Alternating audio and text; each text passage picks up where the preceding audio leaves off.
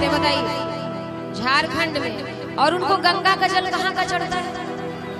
अच्छा ये सुल्तानगंज भैया कहाँ पड़ता है? बिहार। वो अपन नगरी हो झारखंड नगरी। और कुछ हमारी माताएं बहनें भी बैठी है, वहाँ भी आएंगी। पहले एक बार हाथ को उठा लीजिए, बिल्कुल दोनों हाथ। हो पापा लेला चलियो हमर हो अपन नगरी। अच्छा बाबा के दरबार कौन लोग जाएंगे? और हाथ को उठा के बिल्कुल तालियों के साथ जाएंगे। हो पापा लेला चलियो हमर हो अपन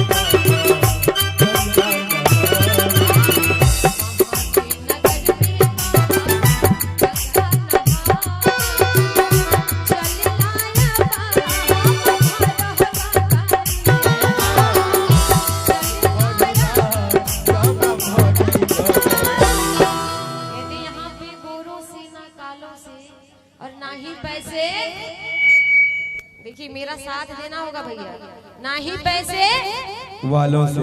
सभी पान खा के बैठे हैं, आवाज नहीं जा रही है और सब परेशान है मोबाइल वालों से। मोबाइल वालों से मोबाइल वाले भैया आप ही हाथ को उठा लीजिए।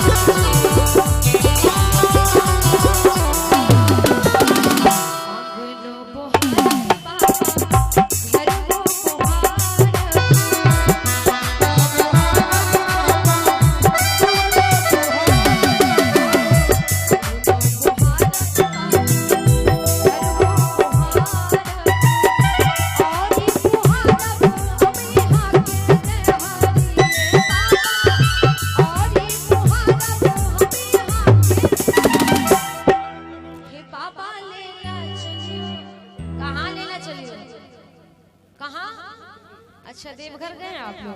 बोल शंकर भगवान की। नहीं आवाज में दम नहीं है, थोड़ा सा और दम लगा के। और ये कुछ दान आए हुए हैं, ये अरुण ठाकुर जी उनकी तरफ से 11 रुपए दान स्वरूप आए हैं।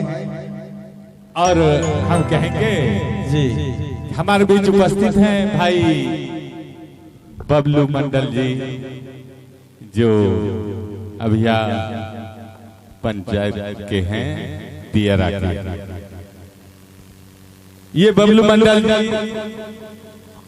ठेकेदार हैं और ये इन कलाकारों के लिए 1101 रुपया प्रदान किए हैं।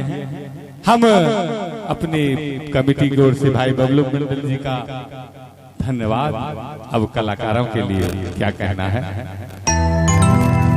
और एक बार चाहेंगे बबलू भैया के लिए जोरदार ताली हो जाए। बोले शंकर भगवान की। और ये हमारे बबलू भैया मंडल की तरफ से 1100 रुपये का राशि आया है, 100 रुपया बाकी रह गया। जाएगा वो भी 100 रुपया। हम तमाम कलाकारों की तरफ से बहुत बहुत धन्यवाद। बहुत ही अच्छा लगा आप सब अपना कीमती समय निकालकर इस दरबार में आए हैं। और शंकर भगवान की सच्चे दरबार की। जी हाँ, बाकी नहीं रहा वो 100 रुपया आ गया आपके बीच। अच्छा ये हाँ मेरे भैया कर्ज रखते नहीं। अच्छा क्या बात है। एक बार भैया के लिए, बबलू भैया के लिए जोरदार ताली चाहिए। बहुत ही अच्छा लगा उनको, तभी तो उन्होंने थोड़ा सा हम सबों का मनोबल बढ़ाया। और ये बहुत ही सौभाग्य की बात है कि जागरण में इन्होंने अपना समय निकालकर हम सबों के बीच इतना थोड़ा टाइम दे दिया। बहुत काफी बात है, क्योंकि आजकल के लोग भक्ति भाव में नहीं रहते हैं, सिनेमा घर जाते हैं सिनेमा देखने, जहाँ सर्कस चलता है वहाँ देखने जाते हैं। क्या भैया? लेकिन आप लोग भी बाबा के दरबार में सच्चे मन से आए। एक बार हाथ को उठा लीजिए, बिल्कुल बोलिए हरा हरा महादेव।